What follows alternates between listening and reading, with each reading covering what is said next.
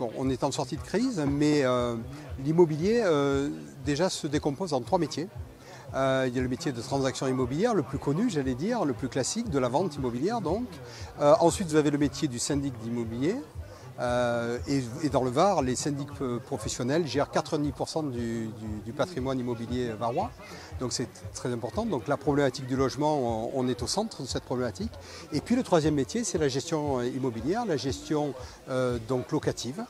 Donc on s'occupe des locataires pour les mettre en place. Donc 3 métiers différents, 3 problématiques différentes pendant l'histoire du Covid. Et donc 3 problématiques différentes lors de la relance.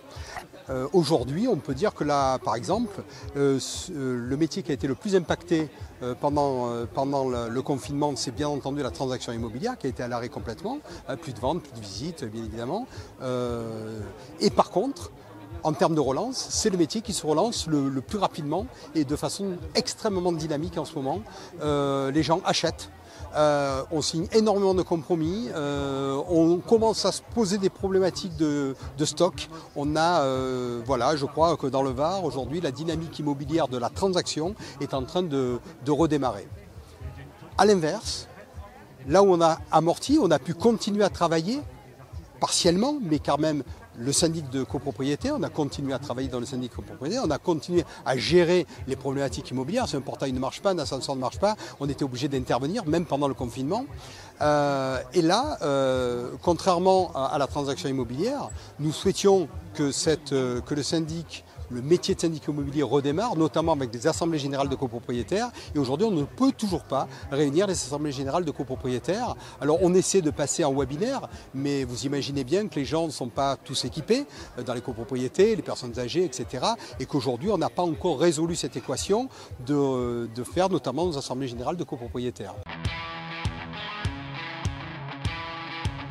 Il faut absolument, je crois que l'État et la Banque Centrale Européenne nous aident dans le maintien des taux bas, que l'on continue à avoir des prêts longs, donc c'est-à-dire pouvoir emprunter sur 20 ans, 25 ans, pour que l'accession à la propriété se fasse facilement pour les néo-propriétaires. Ça, c'est très important. Donc je crois qu'aujourd'hui, on attend de l'État, en politique économique de l'État, que les taux d'intérêt restent bas.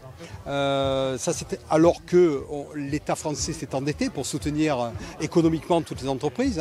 Le président Macron parlait de 500 milliards de débloqués. Donc c'est 500 milliards qui vont manquer dans les caisses de l'État, mais qui sont réinjectés dans l'économie. Et mécaniquement, normalement, un déficit entraîne l'augmentation des taux d'intérêt.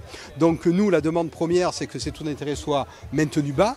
Et donc c'est vrai que la Banque Centrale Européenne, en ce moment, fait un travail considérable par rapport à ça. Alors, on est assez au fait des choses, puisque vous savez que la FNAIM est un corps intermédiaire et qu'aujourd'hui, même la Fédération nationale travaille de main dans la main avec le ministre de Normandie en ce moment.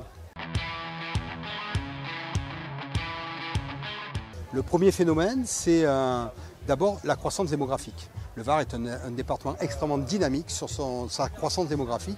Donc on a une augmentation de population chaque année importante. Donc tous les 10 ans, bien, on a, je vais vous dire des chiffres qui ne sont peut-être pas réels, mais on peut avoir 100 000 personnes supplémentaires qui arrivent sur le marché de l'immobilier. Donc on a une problématique de logement, il faut sortir de nouveaux logements. Et donc il y a une demande qui est là, donc forcément une pression foncière qui existe. Numéro 1. Numéro 2. Le département va attirer de plus en plus de monde après le confinement, compte tenu de la qualité de vie que nous avons ici. Numéro 3, on va avoir un transfert aujourd'hui de placements mobiliers, donc tous les placements boursiers, les placements financiers qui ont souffert pendant la crise.